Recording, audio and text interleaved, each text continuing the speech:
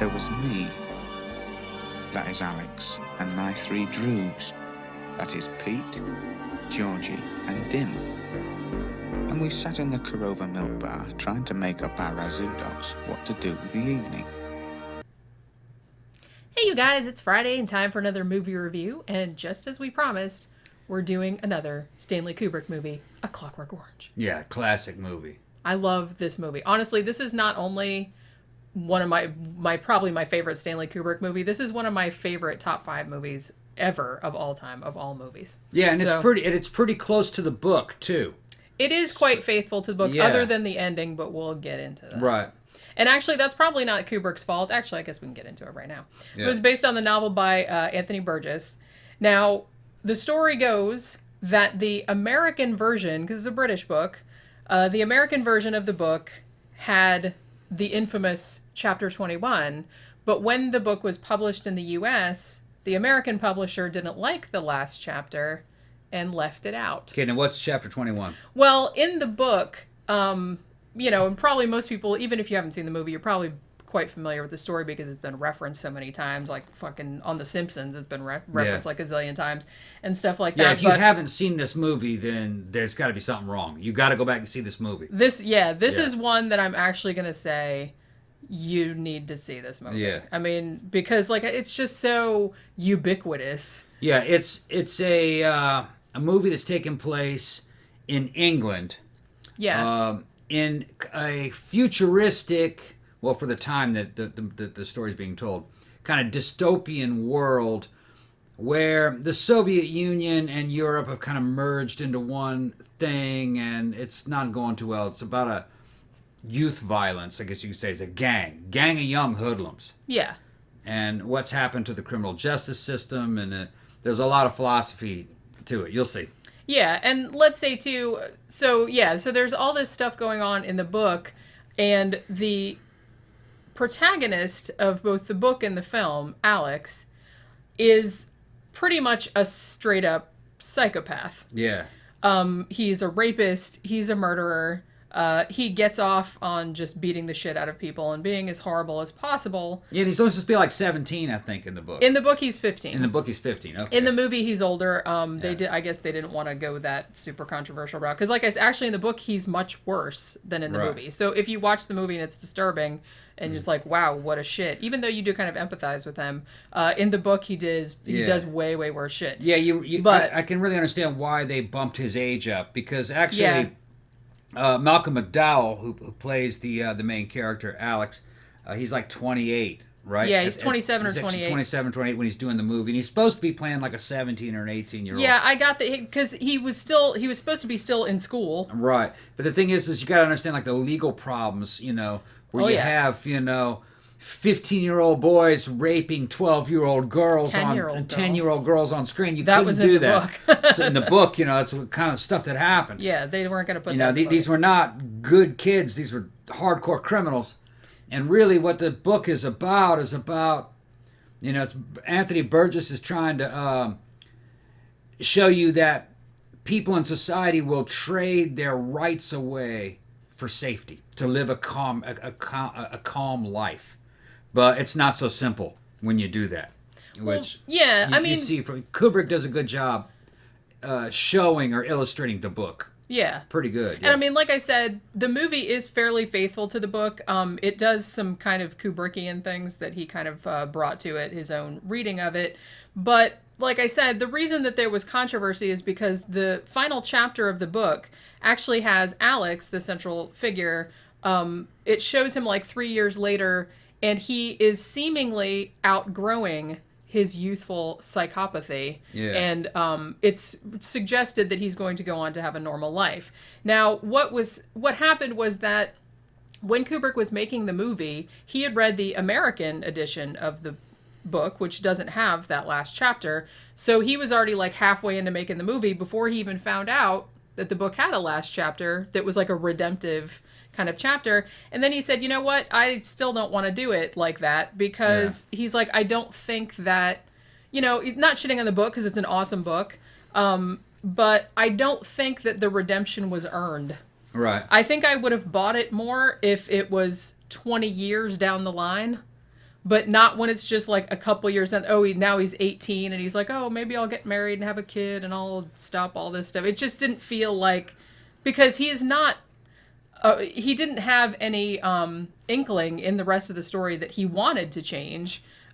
He was basically just a monster. Yeah. Who enjoyed it. So I don't see, it just wasn't all that believable to me. And then one of the themes in the book and in the movie is this concept, and I think people are starting to become, more used to this concept, as the internet has kind of shed light on the way governments work.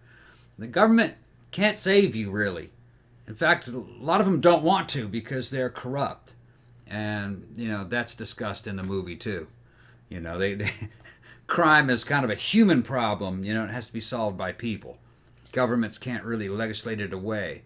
Like a good example is that crime started to take over the society, but they couldn't get any cops. So they just recruited the criminals to be the cops. Right. So, and that happens. That happens in many countries. All you have to do is just look at the third world. It's the way it is. And I think the central message of the book, too, it has a lot of messages, but the central message of the book has to do with free will in the sense, and that's why it's called A Clockwork Orange, because Alex is essentially turned into something that looks organic on the outside, but is mechanistic on the inside because he doesn't have any control over his actions anymore because he's been conditioned.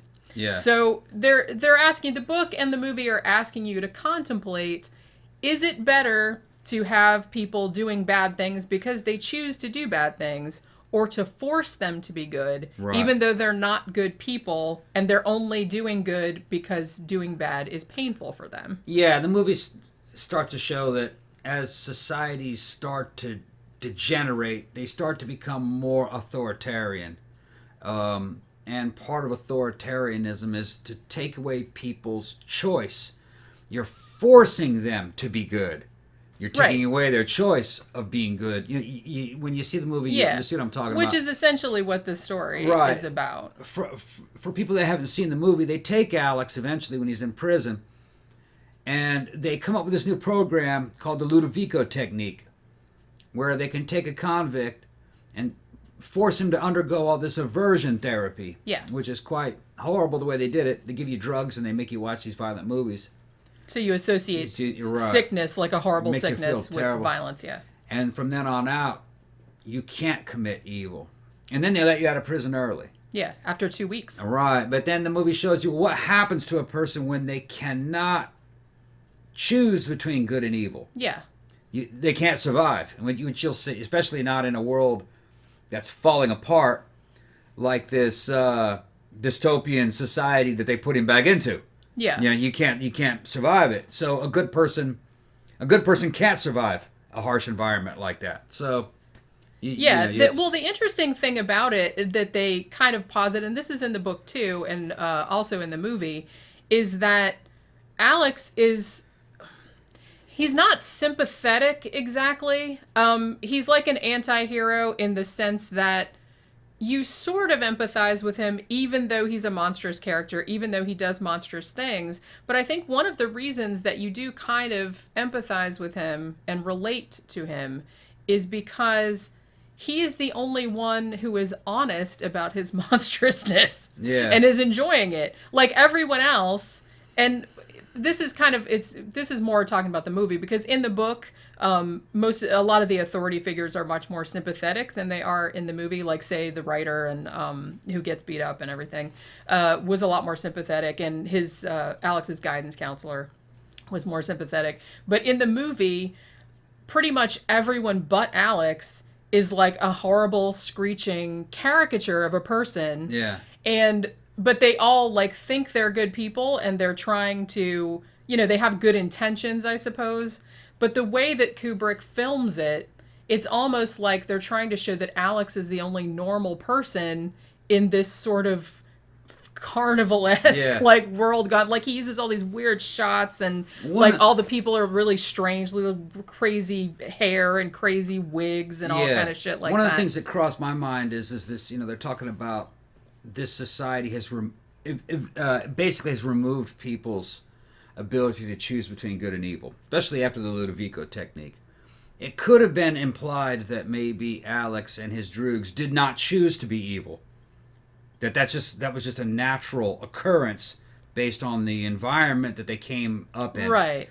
So I don't think maybe they didn't actually choose to be that way, because there were other ones like them. Yeah, because they weren't the only gang. They weren't the only ones like that. So it may have been kind of like a product of nature, of the nature that they came from. That's kind of a good... Actually, I hadn't thought of that. But Yeah. I think that is one of the implications of the movie. Sure. So, right. So you have to look at both sides. Yeah. They took away his ability to choose evil, but he didn't choose evil. So he couldn't choose good or evil after the Ludovico technique. Couldn't survive. Interesting. All right. That is a take I don't think I've ever heard on this movie. And I've watched a whole bunch of stuff. And like I said, I've seen this movie probably about 100 Well, times. he and his gang never mention that what they're doing is wrong or evil. They're having a good time. They just think it's fun. Yeah, they don't feel So bad. I don't think they have a concept of good or evil. And the interesting thing too They're is just that, animalistic. Yeah. Yeah. Because Alex doesn't really, in a way, Alex doesn't really have an excuse. He doesn't come from a bad home. His parents are perfectly nice. You know what I mean? It's just the society around him that's kind of crumbling, and everyone is kind of going like that. He just listens to Beethoven and fantasizes about people being hung and vampires and volcanoes. Remember his fantasies? Yeah. You know, just ultra violence. You know, Yeah. and then they're taking all these weird drugs that were offered legally in the bars that they went to, Synthmesk and Drencrum and all this weird Moloko Plus. Yeah, with the milk. Yeah, it wasn't illegal. They were just taking it, and everyone was doing it. everyone was doing like. it, and then they'd take that and get hyped up before they go out and do all this Because ultra-violence. Because is what there they was call even it. that one scene where they were in the Korova milk bar, and he said the TV people were there. So even like kind of upper class, like media people hung out at these same places and did all these same drugs, presumably. Yeah, so because that seemed like that was all that this place served. So I think they're just trying to say that guys like Alex, there were lots of them, because they show other ones. Yeah. And I think that they were just being created by this degenerate society. Yeah, I think that was the implication. It's kind of like just the normal outcome for what was happening. Right. And I think they kind of got the older into that. generations didn't approve of it, but they didn't see that this is the direction the civilization was going. I was just going to say that actually was implied by particularly the drunken bum that they beat up at the beginning. Yeah, he says it used to be good. Yeah, you know, he's talking about, this letting the young get on to the old, Yeah. and it's like nobody has any respect anymore and all this other kind of stuff. Yeah. And, he didn't want to live in this stinking world anymore and all this other kind of stuff. I want to talk a little bit, too, about... And I mean, like I said, too, I think that's maybe another reason why you empathize with Alex. Not only because Malcolm McDowell is an amazing actor and he is amazing in this.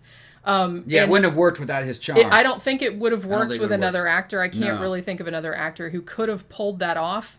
Like I said, a lot of it was ad-libbed. Yeah, the whole singing in the rain, the rape scene. Yeah, that was ad-lib. That was his idea. Now, another thing, if you guys have never seen this movie and you never read the book, they're not speaking normal English. That's what I was just going to get to. They're speaking a language kind of like reminds me of the language out of Blade Runner, that what they call it, city speak. Yeah. It's a mixture of English and Russian, and it's English and Russian slang. And Cockney rhyming slang. Yeah, so you can understand what they're saying just based on the context. But a lot of it is, you're like, what the hell? Yeah. Calling things gullywuts and gullivers and weird stuff, malchicks and stuff like that, and but you figure out that what they're talking about is heads and bellies and girls and, Yeah, it's like I really, really love. I mean, the book has a lot more of it. The book is very thin. The language itself, I guess, it's not really a language. It's just kind of like a dialect. Yeah, a bunch of weird words. It's called Nadsat. Yeah, and Nadsat, Anthony Burgess invented it for the novel. There was a dictionary in the back of the book. Yeah, there's a glossary in the back that described. But for the movie, you don't really need it. No. There's a couple of phrases where you really have to like listen and be like, I wonder what that means. But it's like, nowadays it's like somebody, but most of the time he's speaking in a very, he's almost like speaking like a very convoluted, like a Shakespearean English. There's some Cockney rhyming slang thrown in there. I think he uses the word rabbit at one point to mean, I think it means goal, rabbit hole, goal. Right. So I think he uses that. And it's like weird anglicized Russian. So it's meant to, because the older people talk pretty normally. So Yeah. I'm thinking that this is like the youth slang. Not Right. everybody talks like that, just the younger ones do. Yeah, and what's weird is it kind of in some ways reminds me of the Warriors. Remember that little corny gang movie? I love that movie. I think though. the Warriors might have lifted some of its mojo off this movie. Yeah. You look at it now; they're trying to be hard, and tough. And the Warriors, you look at them now, and it just looks weak. It looks stupid. But the gangs had uniforms. Yeah. But it was kind of cool when you look at it now. Each gang kind of had its own motif, Yeah. and that's really kind of what happens nowadays in subcultures. You have goths and you have punk rockers and you have hip hop. Guys that are into hip hop, and so kind of true to life in a certain way. But it was weird. The guys from Alex's gang just wore all white with like black derbies and top hats and athletic protectors, so you On the couldn't get outside. and eyeballs. Then they had eyeballs on their cuffs and weird stuff. And Yeah, Alex did. I'm not sure Yeah. about the other ones. It was like a bloody eyeball, like a what do you call that thing I don't know. on your shirt like I don't know what it's. on your shirt sleeve? Oh. I'm totally having a brain fart and not remembering. I don't know what they were. Cufflinks. Thank Yeah, you. It's like I guess a they big were kind of like cufflink. cufflinks. They were on the and top. he has though. that. And he has that one eyelash. the one eyelash. They all like, wore one around. eyelash. Yeah. Yeah. But I feel like A Clockwork Orange is the only movie where the gangs all wearing the same outfit was actually terrifying rather it than kind of looked funny. cool. They'd come in with masks with big dicks on the end of the mask, Yeah. and they'd rape you. Yeah. Rape There's- your woman. These weren't nice kids. No, they really weren't. But like I said, it's almost kind of like, and the reason why this movie was, and even though the movie is toned down substantially from the book, Yeah. like I said, in the book, Alex was only 15 years old. He drugs and rapes two 10-year-olds, which Yeah. actually they turned into consensual sex with older teenage girls in the movie, Yeah. which, was fine. But he does a lot more murders in the book. Even the bum he beats up at the beginning isn't like an old drunk. He's just like an old man coming out of a library or something. Yeah. He just kicks his ass. But so they toned him down, but he's still a horrible, horrible monster. Like, he still does horrible things in the movie. And yet, I don't know. It's like, this movie was super, super controversial when it came out. In a lot of ways, Kubrick, he just withdrew it from British because there was so much, because there were a Yeah. couple of copycat crimes. Do you know what they did though? Now that you just reminded me of something. What's that? They removed the girl gangs. In the book, there were girl gangs. Yeah. And the girl gangs wore these outfits and real tight outfits. And one girl gang they talked about, the girls wore little pin-on buttons running down their black backs with the names of all the guys they had sex with. Yeah. That was kind of weird. They were in a competition Yeah. to see how many guys they could.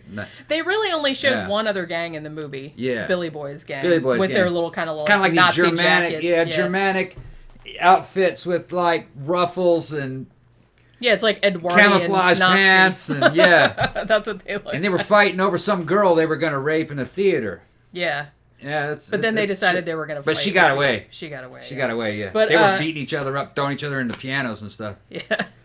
But yeah, and they're playing reason- like happy. They're playing like Yeah. happy classical music when all this is going on. The reason that I think the reason that this movie is still was so controversial at the time, and it's still kind of disturbing nowadays, I think that might be why, is because it's so violent. Yeah. But the way Kubrick films it, it's almost like makes it farcical, which to kinda. me makes it scarier. There's two I think two pretty intense rape scenes. yeah. And when I first saw them when I was younger, they're kind of disturbing. And They it's are very because there's disturbing. people screaming and they're cutting women's clothes off. And then there's singing in the rain and happy music going on at the same time. When the guy's husband's on, the girl's husband's on the ground and they're beating him half to death. And you're just like, you can't believe this is happening. But when you watch it today, you realize that it's not very graphic. No, it's just- not. Yeah, when it fools you into thinking that you're seeing more than you really are. Which the Texas Chainsaw Massacre does that too. Right. The original kids, not the They new just one. kind of infer a lot of stuff. Yeah, it's like I feel like, because Texas Chainsaw Massacre still came out like back in the 70s, and I feel like, oh my god, people cut open with chainsaws. There was not a single person was not cut open with a chainsaw. I remember for Nobody. a while they would only show this movie after hours in certain theaters. It was like a special event when I was a kid growing Yeah. up. This was almost an X-rated type movie. It might have gotten an X rating when it first came out. I don't think they were really able to show it mainstream. Yeah, it was really, and like I said, it's even though compared to, I mean, shit, they show fucking people getting torn in half on Walking Dead on fucking TV nowadays, but it's like... Back in those days, though, they couldn't show this. The sexual violence. Yeah, and really, like I said, in some ways, because it's not as graphic, and because it's almost filmed like a ballet, sort of, like, because there's all of this, it's all very choreographed, particularly like the fight between the Droogs and Billy Boy's gang. It's almost they're throwing each other over tables. It's all very graceful and Cirque du Soleil and all this other kind of stuff. And then there's all this like music going on in the background. So in some ways, it's very stylized.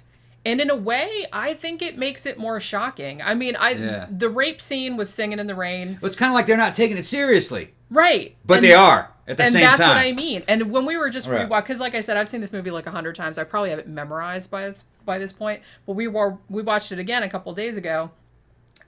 Just to get ready for this.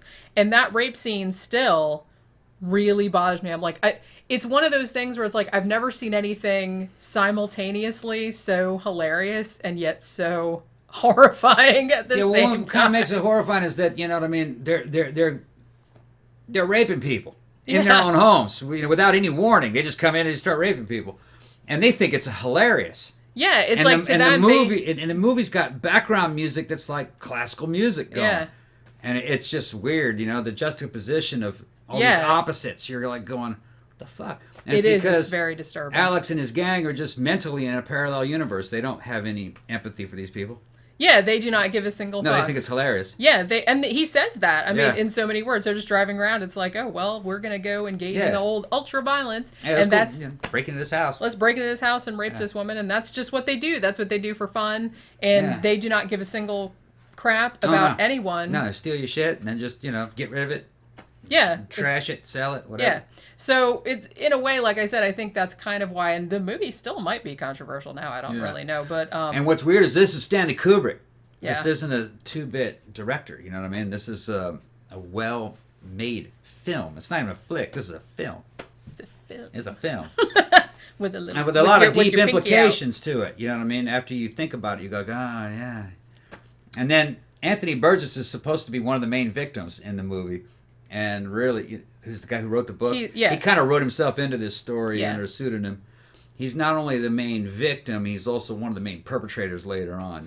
You'll see what I'm talking. And like I said, that's another thing too about in the book, like some of the characters were, because like in the movie, the writer who whose wife gets raped and dies, and he gets his ass kicked and he's crippled for life. Yeah, he ends up becoming a revolutionary. Yeah, basically. Well, he's much older in the movie than in the book. In the book, he was about the same age as the woman was in the movie. So it's almost kind of like Kubrick. Like I said, he almost made all the other characters, like all the other authority figures, grotesque. Yeah, and what's because weird in the is book that they're kind of normal. All the authority figures are also kind of perverse. Yeah, like, which is not really in the book. Yeah. Yeah, but was it? I don't remember that aspect Alex's of the book. like truancy officer. Yeah. Is definitely concerned about him, but he's also definitely into him. Yeah. That is a very, very sexual scene. He comes in, he sits on his bed, he's like patting the bed, like to sit next to him. Yeah, sit here, my boy. It's weird. It's kind of like they're just trying to show you that, I guess you could say, the Overton window of this society is just expanded way out, where basically anything goes. So the youth that just run around raping people. Yeah, I was going to say, everybody in this movie is terrible. I think the only sympathetic character is the prison chaplain. I don't know. And even him, maybe not. I think the prison chaplain thought he was going to get a piece. Maybe. Never says, can I speak to you alone over there, brother? And he's like, oh, it could be read. Yeah, sure. Yeah, you know what I mean? It could be read like that, sure. I think that was and probably, I'm kind of thinking, so, okay, I take it back. Everyone in this movie is terrible. and then the prison warden, one of the main, not the warden, but the main prison officer, the crazy guy doing all the goose stepping and everything and yelling, screaming. Yeah, that guy. I mean, his problem is he's just taking everything way too seriously. That dude was hilarious. Stephen King would call him an officious prick. Yeah. Remember that? Yeah, that's right. It's just hilarious shit, man. But yeah, There was something wrong with everybody in the movie. Yeah, everyone sucked. Everyone was the worst. I think they're just trying to show a civilization on the edge. Yeah. Where nobody's really functional. I mean, his parents were fairly sympathetic. No, they weren't. I mean, sort of. No, the dad was basically kind of useless. He wasn't doing anything. Yeah, but they weren't. He was letting all this happen. They weren't like aggressively mean or anything. I meant. No, they were kind of like passive. Yeah. So passive, they were just letting him run wild and commit crimes. Yeah. So true. no, it wasn't good. Yeah. You know, he wasn't a good example of a father. He was totally. He was, cucked out. You know what? He was. Remember, he was just. Yeah. Like, well, they okay, whatever you say. I don't know what he's up to at night. You know. Well, they were both shit. like that. The mom. Yeah. Was like Yeah. So that's not being a good parent. They didn't even know what he was doing. No, they didn't. No, they were. We don't know.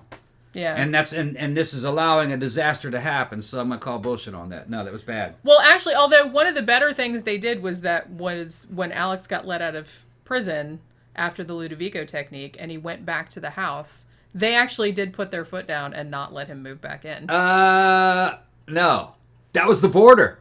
Well, yeah, Remember, he's like, I know about you, what you did to these wonderful people here. You know what I mean? And they went, I guess we can't just ask him to leave. Yeah, It's just no. So in a way, yeah, everybody was fucked up. Yeah, that's true. And then the new border really was just in on it because he had a place to live. He had a place to live. And, yeah. No, everyone was out for themselves. Yeah, you're right. Yeah, they were all out for themselves. But so like I said, I'm reading into it from a negative point of view, Yeah. and I'm looking at it from a society falling apart. No, they're all selfish. Yeah, they're all selfish, or they're blind, or they're weak. Stuff like that. And like I said, I think that's probably why. I mean, to the extent that you empathize with Alex, which you kind of do, particularly at the end when he's cured.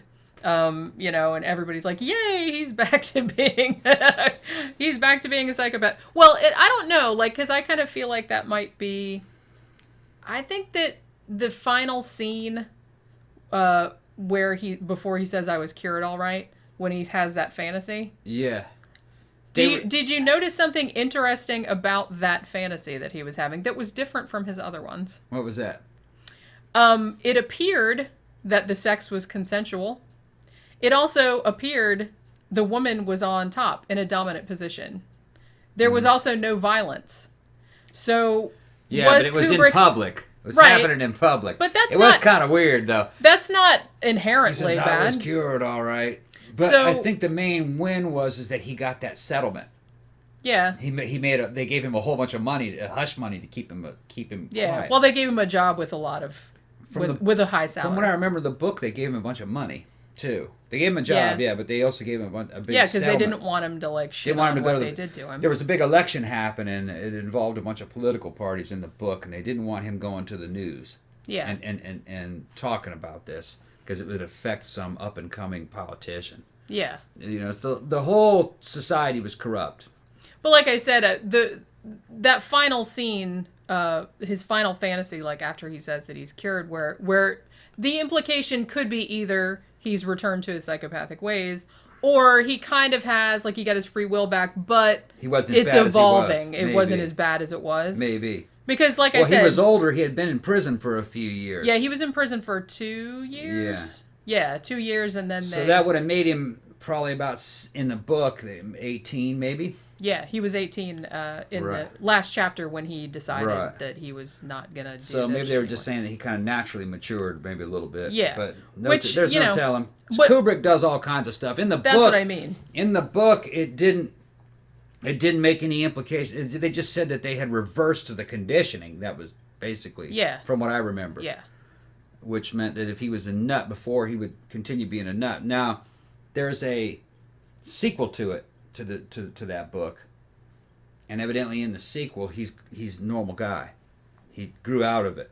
Yeah, well, that was, like I said, that was the implication of the chapter 21, which was in the British book but not in the American book. Okay. He's basicing so maybe that's the sequel. When he's 18, he's just, like I said, I think he sees one of his droogs out, talking to a girl.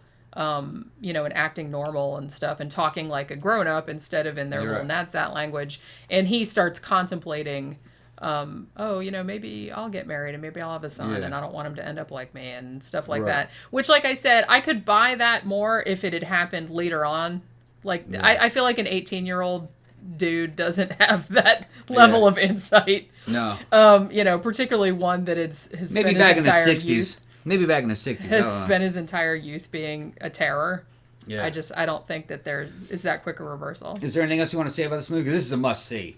Yeah, like I said, Yeah. it's like I could go One on of and our on. fans from Mexico said he'd never seen this. No, and he'd never see The Shining. Oh. Yeah. I'm almost kind of jealous because it's Yeah. like I wish I had No, never you gotta seen go them. See that one. But Yeah. you know what I mean? It's these two movies. The yeah. Shining and A Clockwork Orange Yeah. are probably two of my favorite movies of all time.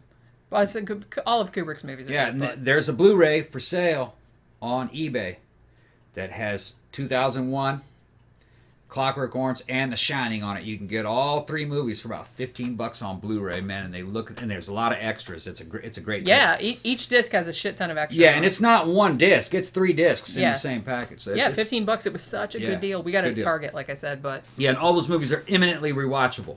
yeah. You could. Well, like we I can said, watch Shining. We can watch Shining once a week. I could watch that every goddamn day and Yeah, never it's get good, yeah. tired of it. Same with good Clockwork Orange. Yeah. Like I've watched it so many times that I have it memorized. 2001's a bit long, but you Yeah. can always run that in the back. Yeah, I could have that on the background. But actually, whenever Clockwork Orange or The Shining would come on TV, I would always sit down and watch it. Yeah. I don't care how many times I've seen it. It's over and over and over again. It's like a fantastic, fantastic movie. Very disturbing to watch. Even nowadays, I think it's still kind of disturbing just the way it Yeah. is because it's so grotesque. And it's got a lot of Kubrick stuff in it. You'll see little messages and Yeah, things it's- hidden it's in the very- background, and you know. It Yeah. is very Kubrickian. Yeah. Probably the most Kubrickian movie there is. Yeah. But yeah, so definitely recommend it. If you haven't seen it, like I said, I'm kind of jealous of you because I wish I could go back and And see it for the first see time. it for the first time. Yeah. Especially if I could see it on the big screen, that would be rad. Yeah. Because I never got to.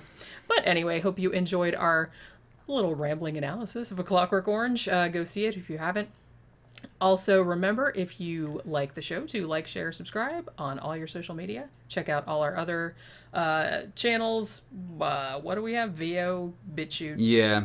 Daily Motion, kind of, even though Yeah. I'm slowly Getting up on Daily I'm Motion. slowly getting it up on there. Yeah. It's taking forever.